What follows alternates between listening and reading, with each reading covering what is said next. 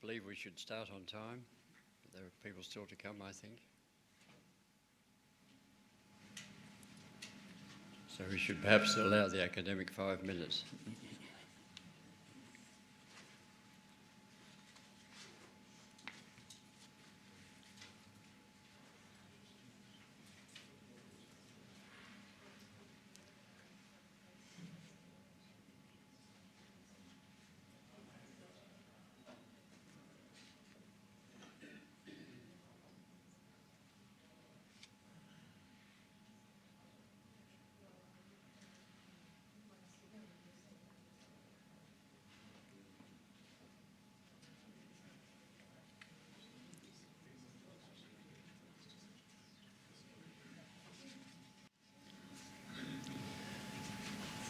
Well, welcome ladies and gentlemen, to members and guests, both here and participating through the mitigated magic of Zoom.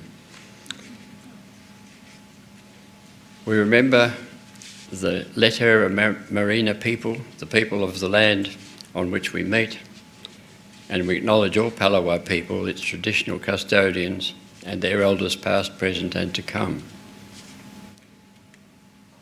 On this particular day, we remember all those who served their country in time of war, and all who have suffered and are suffering in war, and those who continue to suffer from having the experiences of war.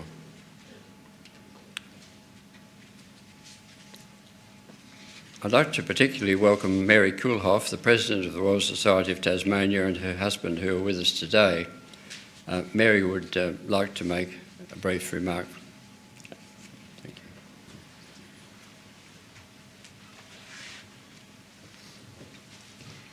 Thank you, Eric. It's a great pleasure to be here today and have the chance to meet more of our Northern Branch members. And you might recall from your newsletter that in December last year, the Society published Australian Mineral Discoverers. The launch was held in Hobart, and this was edited by Professor Ross Large and a couple of other eminent geologists and launched by Professor Geoffrey Blaney. And it contains the biographies of some very important Australian geologists, including several members of the Royal Society of Tasmania, you'll be very pleased to know. And I'm sure you're all aware that from the very beginning of the Society, the geological exploration and description of Tasmania was very important to the Society. And I noticed that the Northern Branch has 2 geological lectures coming up this year, continuing this tradition. And it reminds me of the famed Royal Society figure R.M. Johnson, who I learned began his career on the railways in Launceston after emigrating from Scotland in about 1870, and then moved to Hobart and worked his way up and became government statistician. And he was noted for producing 103 papers about Tasmania, various aspects of Tasmania, but 50 of these were on the topic of geology. So it's my pleasure today to present Australian Mineral Discoverers to the Northern Branch for its library. Thank you, Ian. Thank you.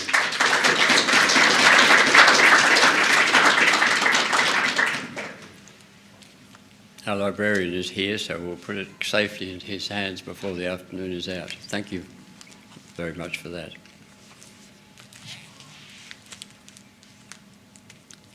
As we approach the completion of our 100th year of meeting as the Northern Branch of the Royal Society of Tasmania, I'm somewhat horrified to discover that I've been a member of the branch for more than half of that time. And worse, that I first occupied this chair 46 years ago. Younger and wiser people have completed their permitted terms as chair of the branch, and I suspect that I've been wheeled out as an exhibit in connection with the centenary. Finding myself in this position again, I'm reminded of a story of a man of my age who committed a serious crime and was sentenced to 10 years imprisonment. And he protested to the judge, "But my lord, I'm 83. And the judge said, "Well, you must just do as much as you can." On your behalf, I thank the members of the branch committee, the retiring committee, the continuing committee and the recently elected, and especially Christine Beswick, our secretary, who does so much to keep us going on the road. And I also commend you at this time, Chel Bardell and Lynette Ross, who are very much involved in marking the celebration. Today our speak is to add to our enlightenment about aspects of a subject that's very much in the realm of public controversy in Launceston. Every day in the press there are opinions expressed about what is to be done about the Tamar. There are proposed answers to the problem, there are replies to the answers, and there are retorts to the replies. As one of its anti-penultimate acts, the present state government has announced visible action. All the aspirant parties are promising to do something about it, if elected. Those who dream of a permanent solution are at cross purposes with those who simply wish for functional maintenance of our three rivers. And it's notable that the distribution of our estuary mud is remarkably similar to that that's shown on the earliest charts. We wish them luck. Our branch has been associated with the Queen Victoria Museum and Art Gallery, Launceston's most durable cultural and intellectual asset, for most of its century. And our speaker today represents a more formal expression of that association, because the museum has agreed in recent years to provide us with at least one annual lecture by a member of their staff. Dr. Christine Hansen is the current Manager of Knowledge and Content at Queen Victoria Museum and Art Gallery.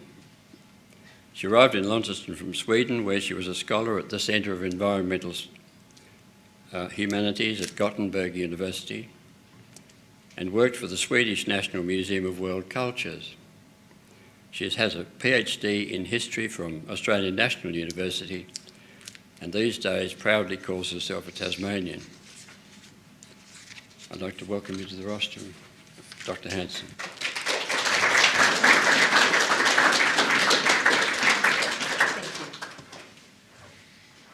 Thank you, everyone. What a pleasure it is to be here today on the centenary QVMAG staff lecture. I didn't know that that's what I was doing, but it's wonderful. I have just a couple of opening remarks, but I'm going to ask us to maybe dim the lights if you all promise not to nod off, because this is really a very visual presentation that I'm doing today, because it's about the museum and about a future exhibition. So I'm just going to cross over to put my PowerPoint on. Excuse me.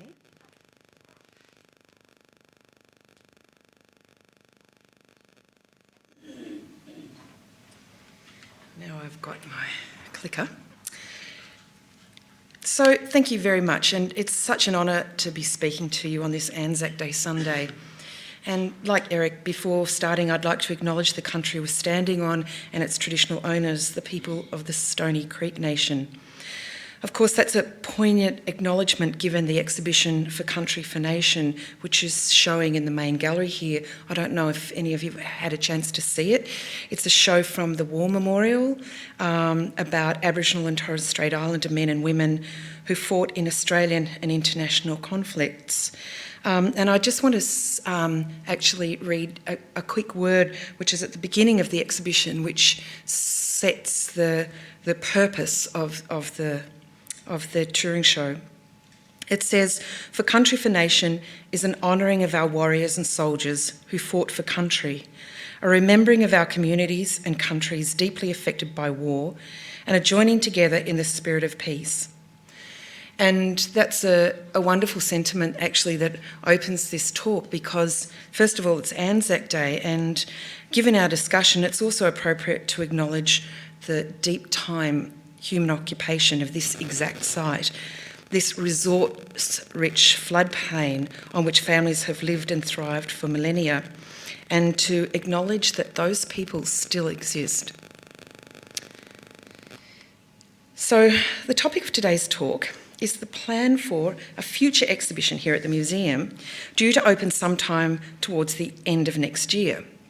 So it's quite a long way in the future, but I thought it might be fun to let you into a behind-the-scenes tour of how we think about exhibitions as we're developing them. And it's not something that really the public ever gets to engage with, our process and how we create. And the reason I wanted to discuss an impending exhibition rather than a current exhibition is because I also want to talk about the mission of QVMAG and what role we play in public education. If any of you have been to the museum lately outside of a lecture, Sunday afternoon lecture, and you've been up to the mezzanine, you might have noticed that we currently have a small exhibition in the mezzanine called Estuary, Below the Water. And surprisingly, we have a celebrity photographer in the room with us, David Maynard, who's up the back there, and I know that you all actually know David because he's presented these lectures in the past. And it's his photographs of Under the Tamar. David's a diver, if you didn't know, although you probably do. It's his photos under the Tamar that are the heart of the exhibition. And it's a very small exhibition, but it has a very big impact for two reasons, which I'll tell you at the end of the story.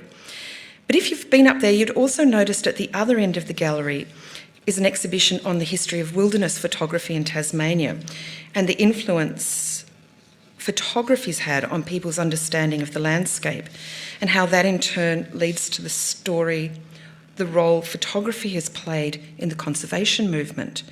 In Tasmania, those things are very much interlinked. So having these two exhibitions on display at either end of the gallery, although both are quite modest in scope, signals a departure for QVMAG in setting a permanent theme for that particular space, which is environmental history. So I'm sure you've noticed over the years that museums can be slow places to change. Exhibitions are expensive to mount and they need to be based on deep research as well as being of enduring interest to audiences. So they take a long time to produce. It was only in early December that the first exhibitions I'd had any developmental role in opened to the public after more than 2 years in my current job. So even before the curators start to think about what goes in an exhibition, the institution as a whole needs to set an orientation. So, for example, environmental history in that particular gallery. And like any museum heading towards its 130th birthday, the collections at this museum tell stories about the world as understood by audiences of the day. And I think that members of the Royal Society are very well aware of this because the historic collections of QVMAG are part of the Royal Society's history as well. Museums were the Wikipedia of the day in the late 19th century, and our early exhibitions, as you can see, were a melange of exotic souvenirs, colonial paintings, natural science specimens, and industrial curiosities.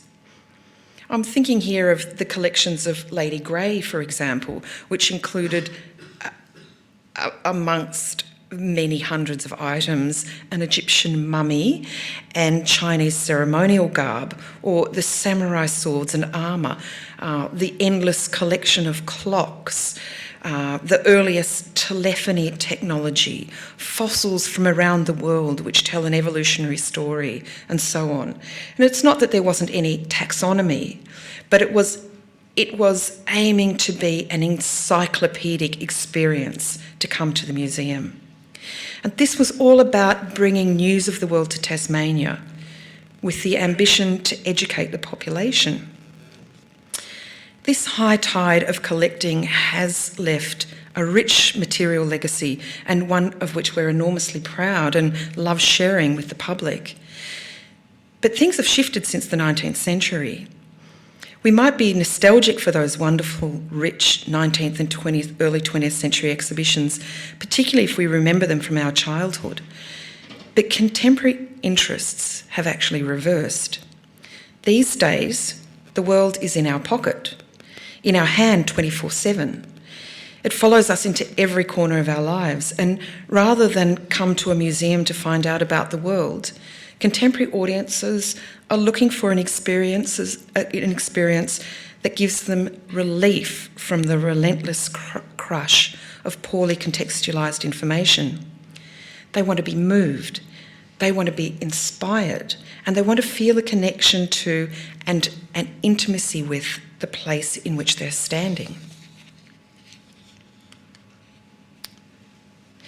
We can see from tourist marketing how deeply people are wanting to connect with nature and how the Tasmanian tourist industry leverages that interest. Mountain lakes with wild rivers, spectacular coastlines, pristine empty beaches, rainforests, marine reserves. But just as our incredible natural gifts here in Tasmania are coming into focus for the rest of the world, rapid environmental change threatens our very identity. The once enormous and massively biodiverse kelp forests are all but gone, for example.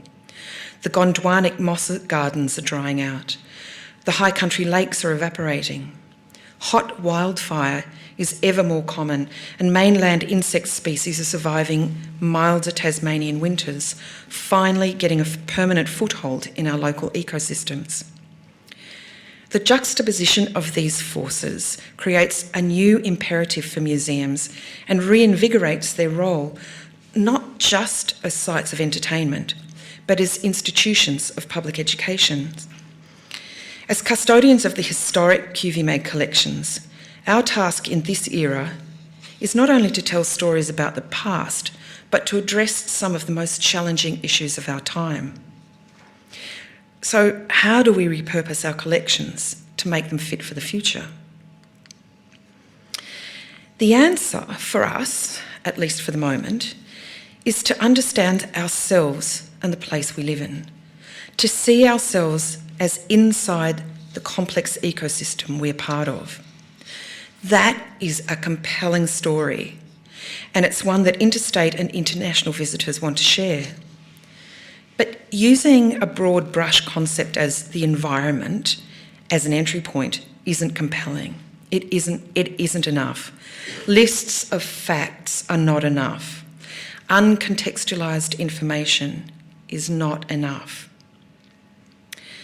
Midway through 2019, I keep meaning to say last year, but actually last year was COVID year. So in fact, it was the year before. I don't know. We completely lost an entire year. But anyway, previously, we started an internal conversation within QVMAG and within council and across the city about what our galleries should look like, what stories they should tell, and what ideas they should be exploring.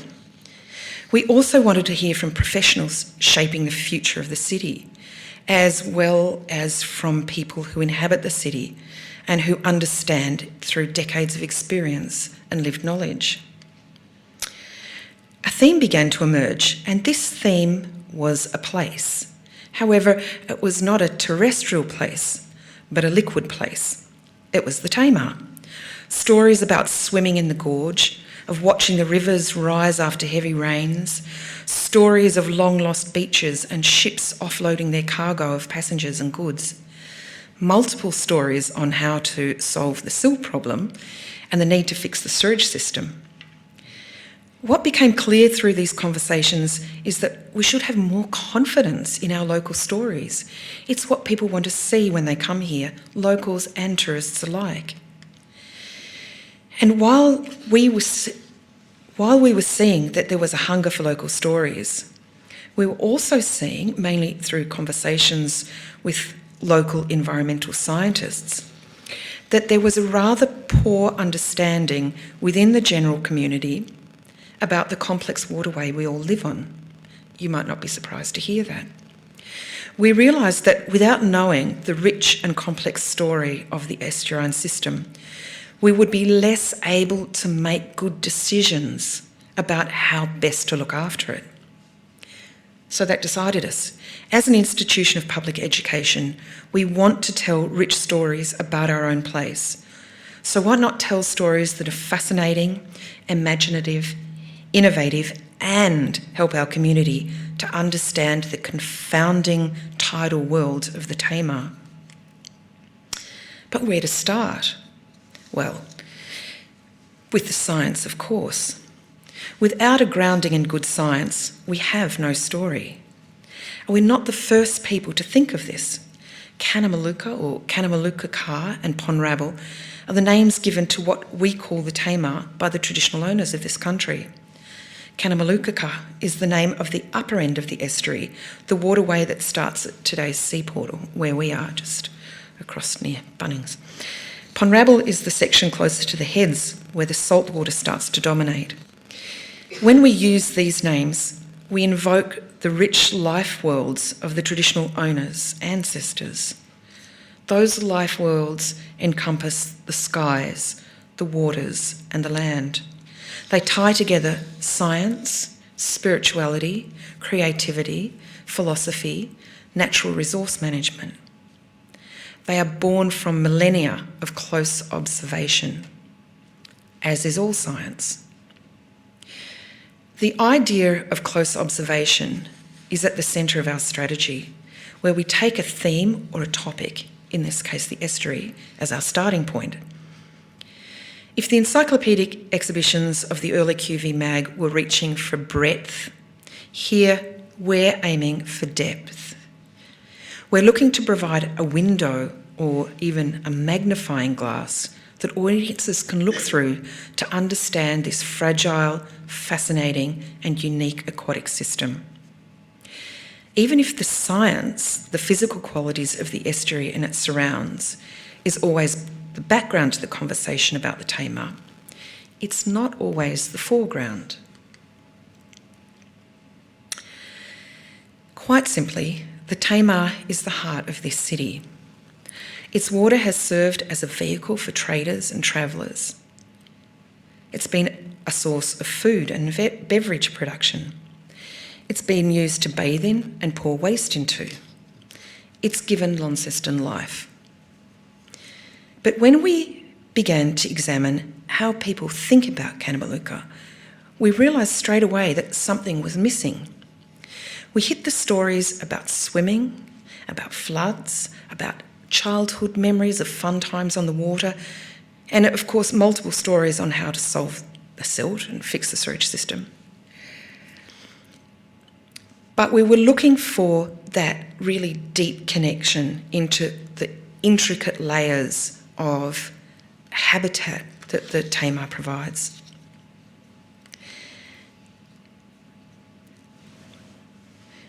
And I find this hard to believe, but in any public education campaign, the first issue about the Tamar, that is, the first issue we need to address is the thorny issue of the estuary's status as a river.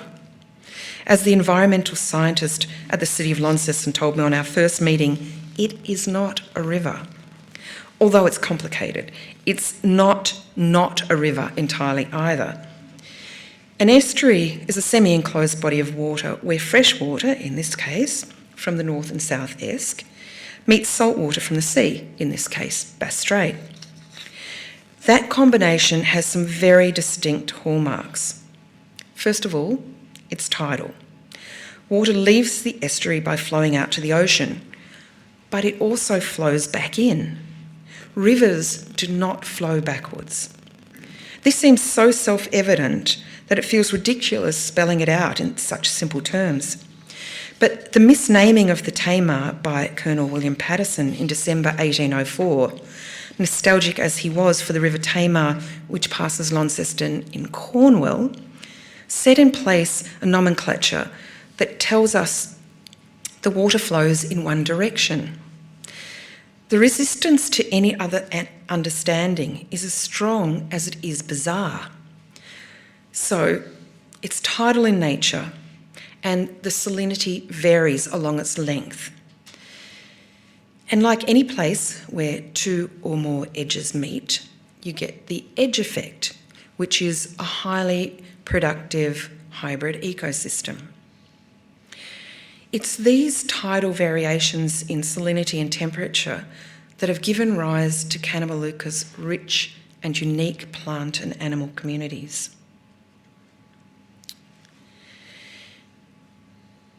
It's no surprise then that people live around estuaries and always have done. Of the 32 largest cities in the world, 22 are located on estuaries. However, it's not the city where we need to start our story, although the needs of the city often dominate the conversation.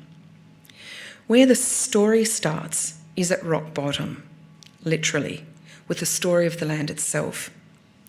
I'm actually just going to look over at Peter Cox there, who I need to acknowledge as the expert in the geological formation along which the Tamar flows today. I'm not going to go into any detail, but it's a wonderful story. In a nutshell, anyway, Kanamaluka is the remnant of a drowned river valley. The Tamar River estuary's catchment drainage area is approximately 10,000 square kilometres, representing 15% of Tasmania's land mass, which is extraordinary. The estuary is about 71 kilometres in length and has the largest tidal range, about 3 metres, of any estuary in Tasmania. The large tidal variation means that it can take up to a week for the flow of water from the catchment areas to be flushed out of the mouth of the estuary into Bass Strait. Generally, sediment is washed from the North Esk River at a rate of around 150 kilograms per day. However, a winter's rain sees the inflow of water and therefore also the sediment magnify. High flow events can deliver sediment into the estuary at rates of 150,000 kilograms of sediment in a single day.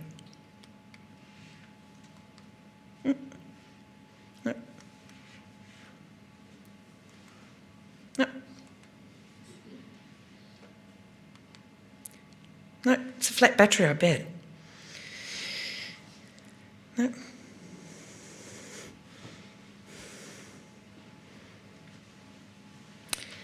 Okay, anyway. Fundamental to the Tamar story is understanding the dynamism of the ecosystem, the way that salinity and temperature move up and down in line with tides, seasons, and annual variations.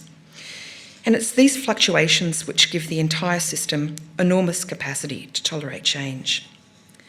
So from the geology and hydrology to the plant life, the Tamar as a filtration system is a story that is not well enough understood. And I think if we did understand it better, we would welcome the emergent vegetation. The water draining from the upper catchments carries sediment, nutrients and pollutants into the estuary. And as the water flows through wetlands, much of the sediments and pollutants are filtered out. You don't have wetlands without the sediment.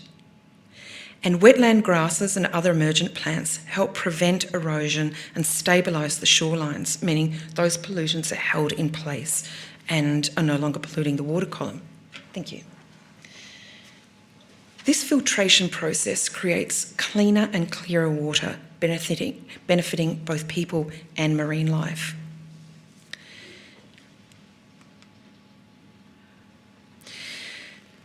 The Tamar acts as a protective buffer. Wetland plants and soils act as natural barriers between the land and ocean, absorbing floodwaters and dissipating storm surges. This protects upland habitat as well as valuable real estate, ours, from storm and flood damage. The Tamar is a critical carbon sink. Aquatic plants and grasses sequester substantial amounts of carbon dioxide from the atmosphere via long-term burial in sediment. Estuarine systems, though much smaller in size than the planet's forests, sequester this carbon at a much faster rate and can continue to do so for millions of years.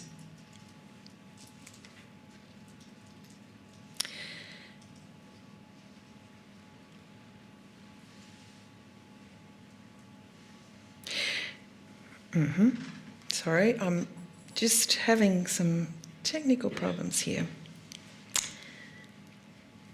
The Tamar is a critical natural habitat.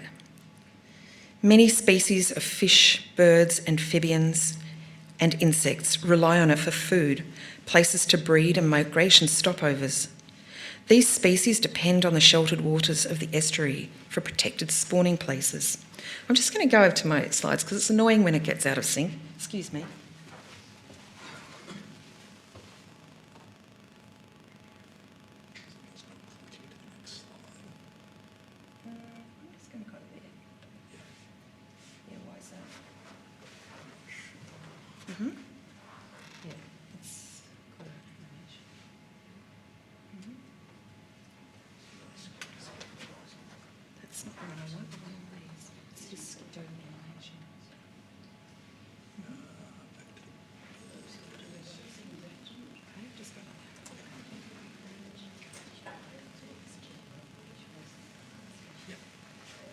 Going?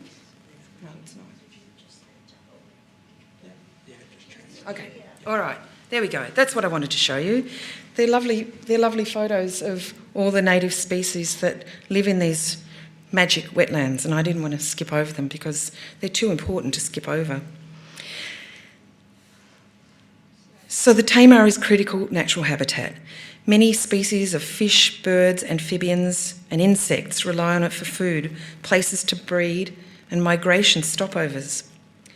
These species depend on the sheltered waters of the estuary for protected spawning places. The habitat shelters are known as nurseries, and they allow bass strait species to maintain healthy population numbers, including seahorses, sea dragons, pipefish, sharks, rays.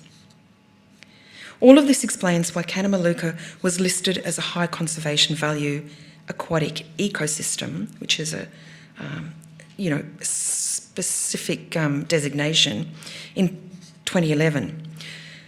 To understand how the mix of soft mud and sandy bottoms, rocky reefs and soft corals, wetland communities and beaches lead to the amazing plant, invertebrate and fish species diversity, including species protected under state, national and international acts. Many of these species are not found elsewhere.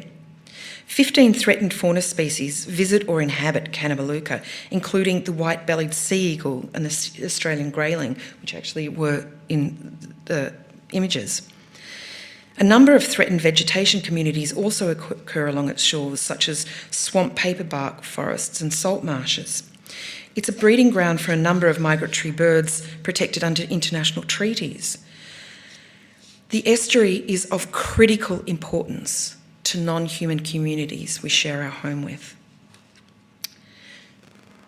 And if that is the scientific story, we have to remember that humans are also part of nature, and human interventions such as historical industrial practices, urban construction sites, grazing, dairy farming practices and wastewater treatment plants along the estuary all impact the health of kanamaluka.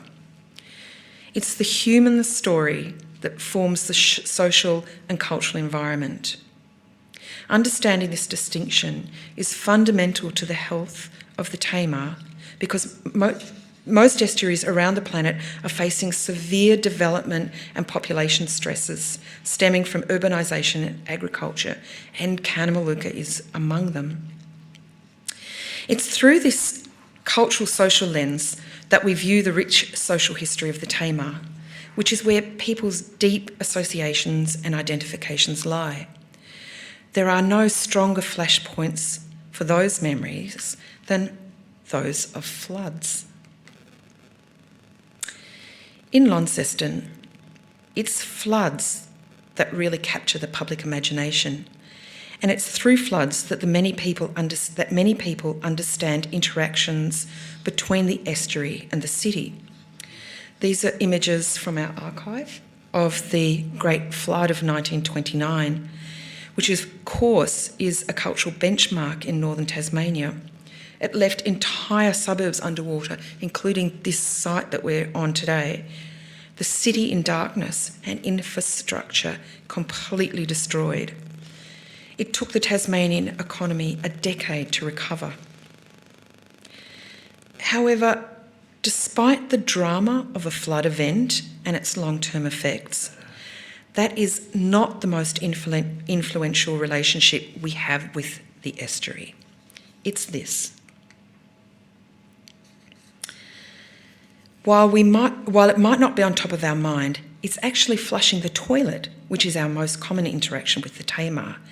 And it's the out-of-sight, out-of-mind connection between our domestic sewage system and the waterway that in many ways makes such ordinary uses so dangerous. These daily uses are invisible to us. Until they aren't. Sorry, that's actually a photo of effluent. If we remember that the estuary can take a week for water to exit to Bass Strait, that it's not a river that flows in one direction, we can understand that the sewage released from the 10 treatment plants along the course of the estuary swirls around on the tides for some time before leaving the system. And even then, it enters another. Bass Strait, as we are increasingly seeing, is in itself a fragile and important biodiversity hotspot under increasing threat from human-made problems. But the Tamar's not just a waterway for effluent to travel along. For the many towns and hamlets and farms that's dotted its length since the 1800s, the water was the only way to stay connected to the world. Until roads were built in the 1920s and 30s, steam-powered ferries were the regular transport for those that lived and worked along the estuary. The wharf at Beauty Point was built in the late 19th century specifically for the export of apples and pears from the orchards established along the hills of the estuary. The river flats or swampy meadows of the upper estuary, which is where we are today, were infilled for manufacturing and housing development, including the manufacture of trains. Those that lived and worked there became colloquially known as swampies. Aboriginal people would sail their seasonal cargo of mutton birds from the islands to King's Wharf to sell to local businesses and residents. Following the opening of an aluminium factory in 1955, Bell Bay became a major industrial area and the main port for northern Tasmania. In 1968, the east and west were connected by the Batman Bridge, and in the late 20th century, the orchards were replaced by vineyards. So iterations and iterations of human endeavour on and alongside the Tamar. These everyday human interactions around, onto, under and into Kanamaluka have all impacted on the health of the estuary. And as we know, people are always willing to voice their opinions, often through the local newspaper. While covering the local Henley-on-Tamar in 1950, well-known examiner photographer Charles Burrows expressed his concern about the effluent from the sewer polluting the Royal Park beach. How soon the local newspaper hounds forget. In the same publication, just 20 years prior to that, the reporter of the day wrote of the efforts to transport a load of sand from Georgetown via a barge to replace the previous load that was used to create the man-made beach, situated nicely alongside the city's stormwater pipe. It was just across there near the silos. One opinionated citizen, Mr. C. Ritchie of Launceston, wrote a series of scathing letters to the editor about the city's waterway, titling them "Our Once Beautiful Tamar, Our Now Menacing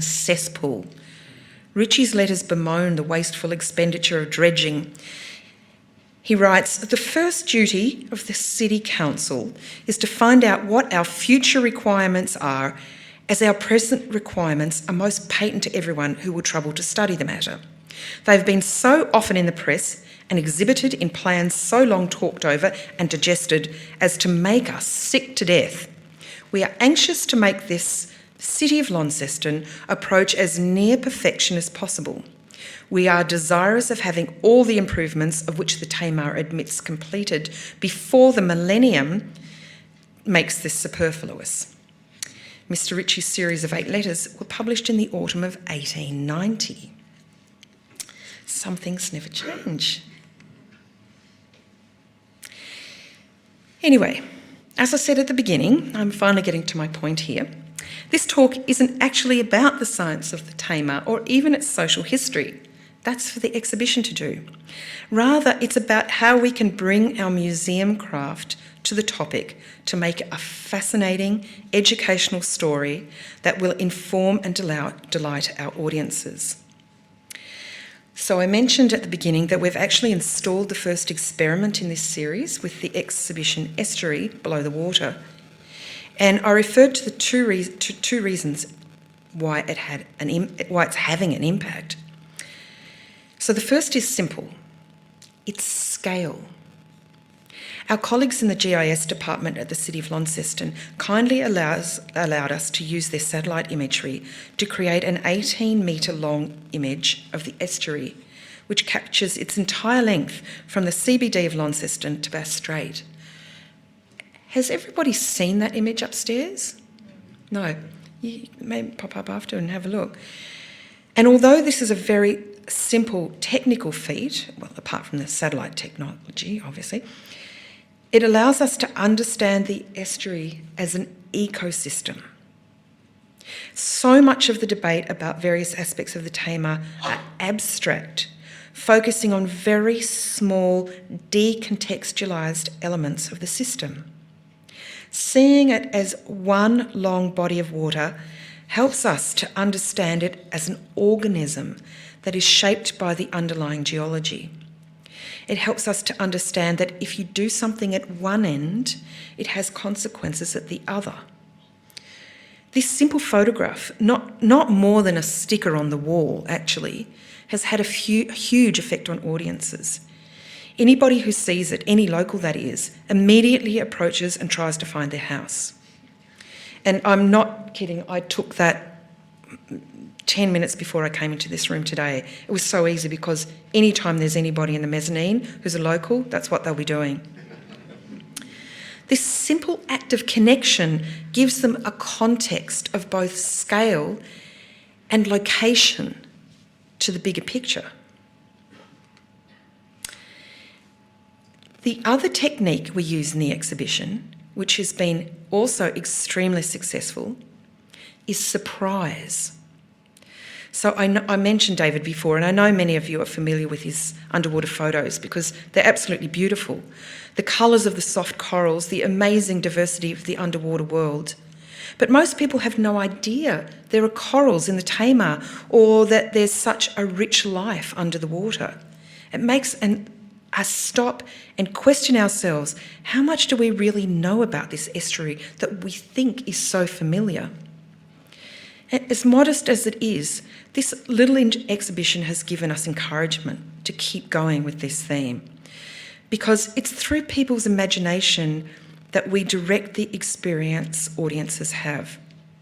It's the lighting in the gallery, the play of shadow, moving images sometimes, the rhythm of text and images, the scale from the minute to the overwhelming. All of these things work together to take people on a journey into the story we're telling, not just intellectually, but emotionally. And it's when you tap into people's emotions that you can affect change. So that was a very long introduction to the topic today. Just as I'm nearing the end of my time, and of course this is all some way off, but it's fun to ponder the possibilities. And the possibilities for our museological future are digital. Because as I said earlier, we're connected to information all of the time, 24/7. And so is the Tamar. So what if the large photograph, currently nothing more than an oversized sticker on the wall, could move?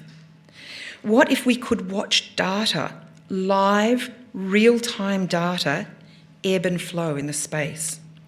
If we could see the tidal surge come and go as it happens? If we could watch the 1929 flood build, crash and dissipate? If we could see the effluent bloom, swirl and flow away? Data is the new economy, where information is all around us all the time, but rarely in context. On the Tamar, we currently have data collection points for water quality that includes effluent from the sewage treatment plants, nitrogen levels, heavy metals and so on.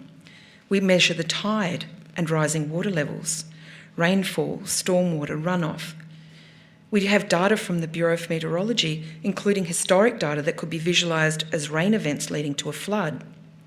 We have satellite images taken across decades that could show the changing uses of the land adjacent to the waterway, rising sea levels, and on a micro level, various blooms of pollution moving with the water flow.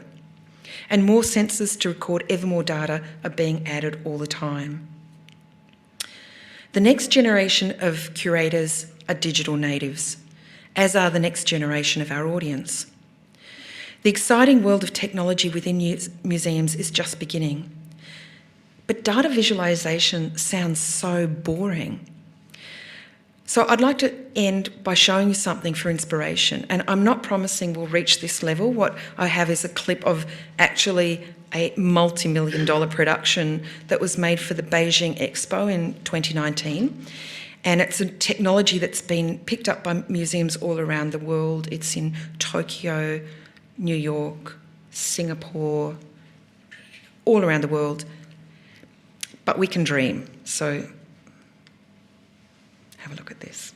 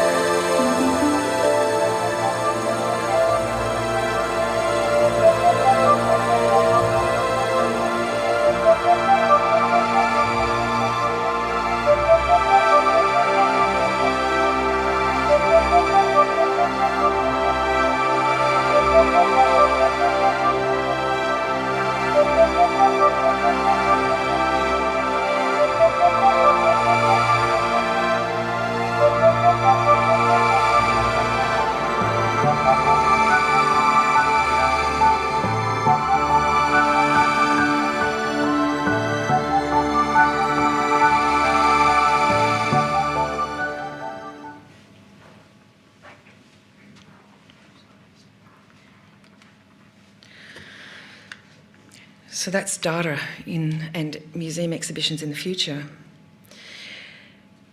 So finally, here's our wish list. We're going to transport the visitor, the audience, to a place that is otherwise distant and abstract by creating a rich visual world that conveys the beauty of these delicate ecosystems.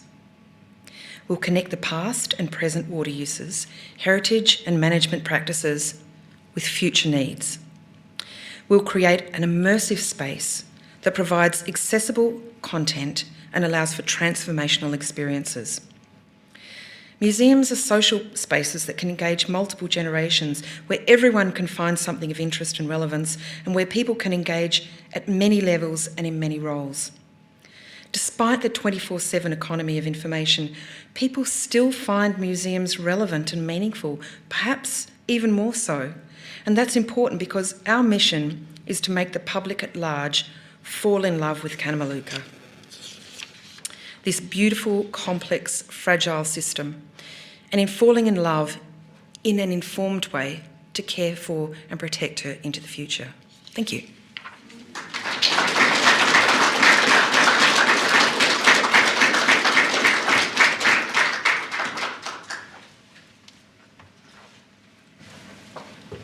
you. We have some limited time for questions and commentary.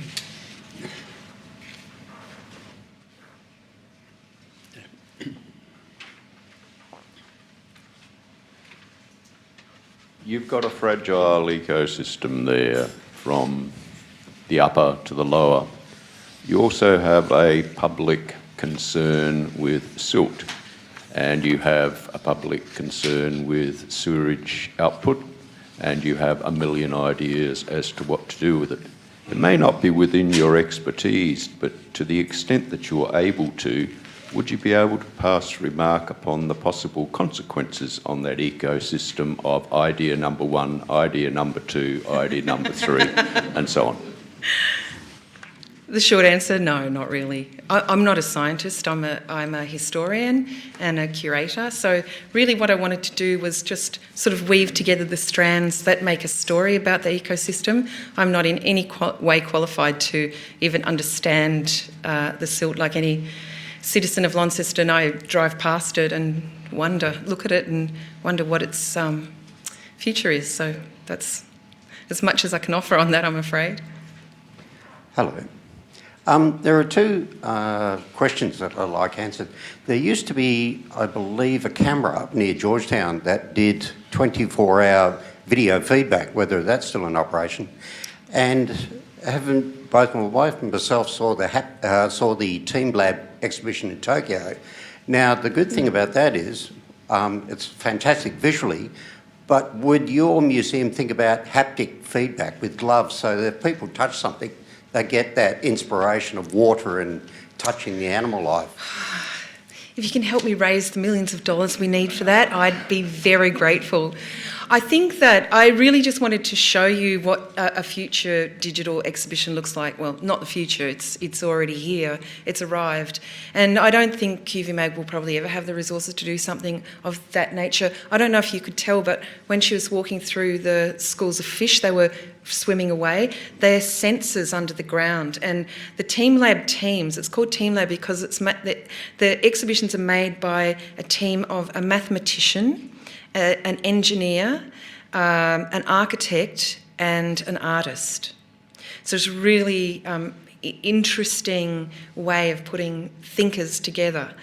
So there's sensors under the floor and you touch it and things happen and you can move the story along and you interact with the world. The camera, I think that we can do something digital though. It won't be that, and exactly calling on the data that is already being collected, the live data, would be fascinating. Imagine if you could come in to an exhibition, say, the big map was moving, you could see where the tide was. On any given day, you could see a king tide come in, and maybe there'd be a point in the day, 3 o'clock in the afternoon, the 1929 flood's going to come, or just sort of really start to play with the fun of even just projecting data onto a wall before you get into that level of complexity. And I think kids would love it. I think people who live here would really feel engaged with the estuary. Yeah. But I don't know about the camera. That's our future work, is to find out exactly what is being collected.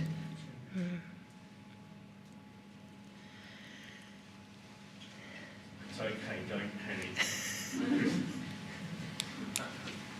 Christine, I'm going to feed you a leading question. Yes.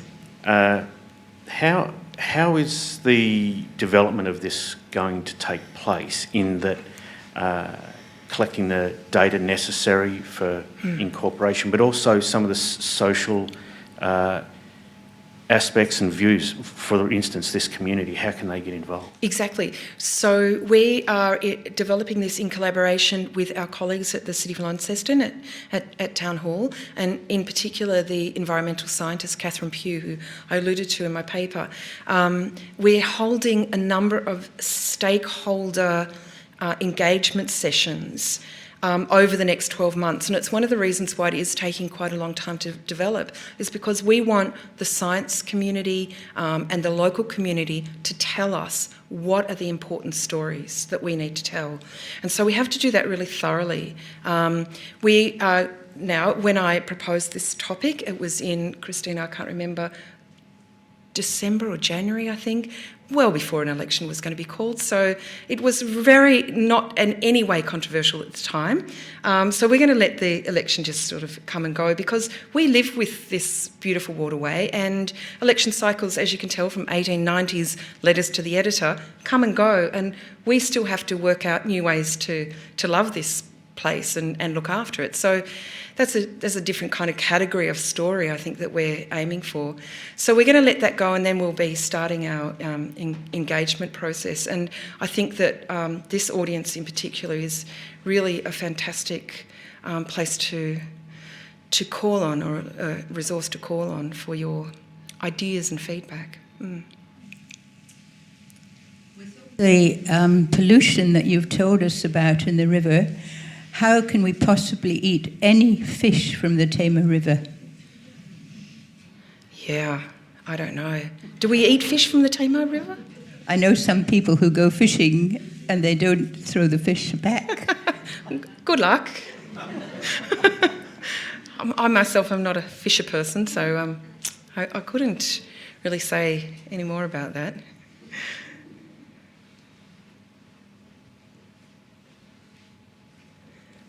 So those little frothy bubbles that you might see when you're walking along in the tea tree forest, that's effluent, so don't go near it. Hey, how are you? I just wanted to add a sort of different perspective onto this, because David actually came to a camera club meeting of ours probably before the virus, so probably about 1.5 years ago, and I was diving anyway, and he actually inspired me to start going diving in the Tamar. And I can tell you firsthand, the amount of life that is under there and flourishing, it's amazing. Yeah. Like, it's seahorses and rays and all the things that you wouldn't think were under there. It is just a thriving, beautiful environment. So, yeah, it's a positive thing as well. Absolutely, absolutely. And that's really what we want people to start to learn about, is to understand what a rich world is under the water. We can't see it, so we have to make it appear somehow, and help people to understand how precious it is. Thriving on effluent, seemingly. Thriving on effluent. Seemingly, yes. Surprising, isn't it? I'm interested also in the river as a source of energy as well, of tidal energy. Is there a cooperation with the Maritime College in that effort to find out that type of a use for the river as well, of the estuary? That's an excellent topic for an exhibition. I don't really know. As I said, I'm not a scientist, and I don't actually work on the Tamar. But that is a great topic, because I think free clean energy sources that are, already existing but we're not taking advantage of, is hasn't yet come into view fully. So, yeah.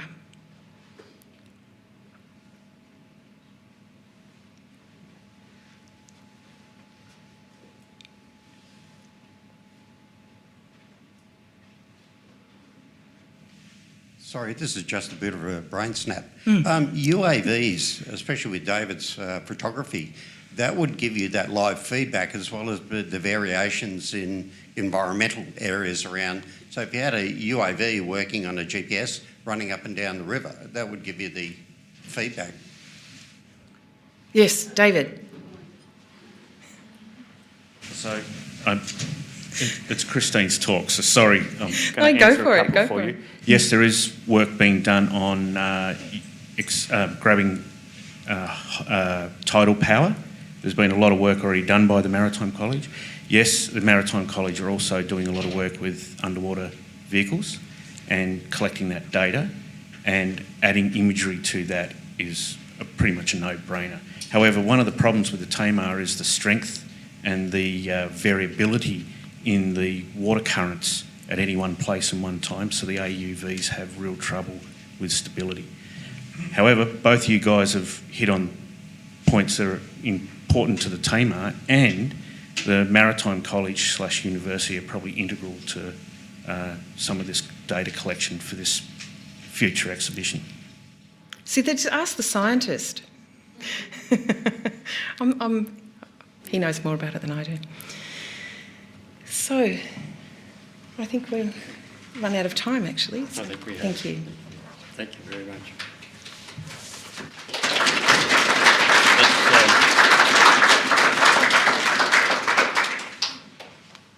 We have to remember that one of the problems the Tamar has is a source of clean energy that has affected it for the last 50 years. Dr. Hansen, it's our practice to present you with a certificate to remind you that you spoke to us today, and also to present you with a book, which is a publication of the Society, which I hope you haven't already got. Thank you very much. That's all. Thank you.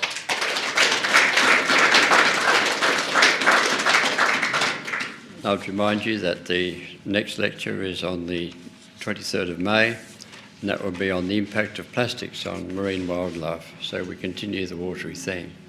Thank you for your attendance.